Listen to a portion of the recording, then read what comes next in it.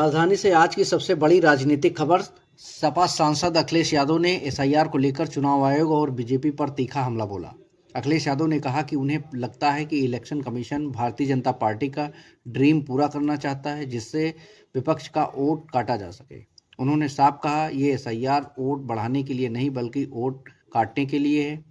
अखिलेश यादव ने कहा कि लोकतंत्र को मजबूत करने के लिए संविधान के तहत पीडीएस समाज को मजबूती मिलनी चाहिए।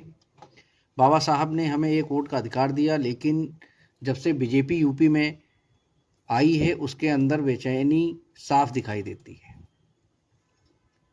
उन्होंने सवाल उठाया कि इतनी जल्दबाजी क्यों, यूपी में चुनाव में अभी समय है, फिर तैयारी का मौका क्यों नहीं दिया जा रहा है। हम चाहते हैं कि एसआईआर की प्रक्रिया ईमानदारी से हो। अखिलेश यादव ने हाल ही में बीएलओ की मौत का जिक्र करते हुए कहा, ये भी क्या ड्रामा था। विपक्ष ड्रामा नहीं करता, ड्रामा करने वालों को रोकता है। बिहार चुनाव का उल्लेख करते हुए उन्होंने कहा, बीजेपी पर बिहार की जनता का बड़ा उधार है और जनता 2027 में उससे भी कड़ा हिसाब करेगी। अखिलेश यादव ने दावा किया, इस बार उल्टी गंगा बहेगी और जो लोग एसआईआर के बहाने वोट कटवाने की सोच रहे हैं उन्हें बड़ा झटका लगेगा, क्योंकि वोटर अब पहले से ज़्यादा जागरूक है। प्राइम टाइम कैसे मदद की जाए, क्योंकि जो लोग हार गए चुनाव में वो रास्ता ढूंढ रहे हैं कि चुनाव को कैसे जीता जाए।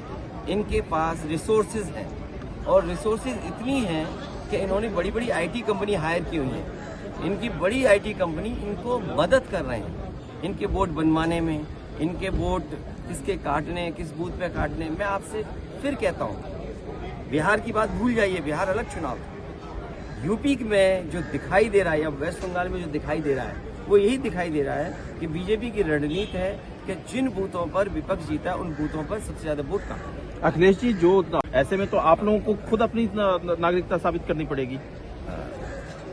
इटावा का इलाका चंबल का इलाका है, यमुना बहती है चंबल, और यहीं से चंबल यमुना मिलकर के आगे जाती है और वो गंगा में मिल जाती है।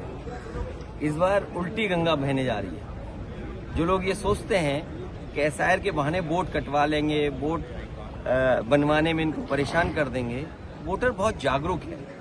जैसे 24 में हिसाब किताब किया है, 27 में इससे बेहतर हिसाब किताब होगा। प्रोफेसर साहब का भी जो है कैटेगरी सी में डाल दिया गया। नहीं, वो तो स्वाभाविक है, क्योंकि अधिकारी उनके हैं। जैसे अभी आपने देखा होगा कि जब उन्होंने अपने पदाधिकारी बनाए तो पदाधिकारी बनाने पर उन्होंने एक कॉलम दिया बीजेपी ने कि ये इस जाति का है, ये पिछड़ा है, ये दलित है, ये सामान्य वर्ग का है। कभी आपने पहले देखा था इस तरह का बीजेपी काम कर रही हो? अपने पदाधिकारी बताएं और पदाधिकारियों की जाति बताना चाहते हैं। मैं यहीं पर दावा करता हूं, जो वोट कैटेगरी सी में डालने की बात है, जो वोट बनवाने का काम देख रहे हैं अधिकारी, अगर एक भी पीडीए का हो तो बता दें हमें आप। अगर एक भी पीडीए का हो। और हमारी मांग तो यहाँ तक थी कि जब एसआईआर आप करा रहे हैं, आपका बीएलओ गाँव घर घर जा रहा है, तो आप जाति भी लिख दो, एक कॉलम जाति का बना देते हैं आप, तो आपको कल आसान होता कि जाति गणना हो गई।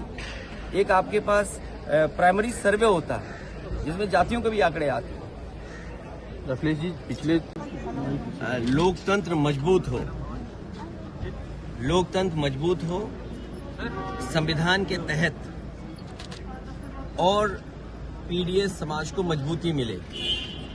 बाबा साहब भीमराव अम्बेडकर जी और देश की आजादी के बाद हमें एक वोट डालने का अधिकार मिला। इधर जब से भारतीय जनता पार्टी हारी है और खासकर उत्तर प्रदेश से हारी है, तब से भारतीय जनता पार्टी के अंदर बेचैनी है।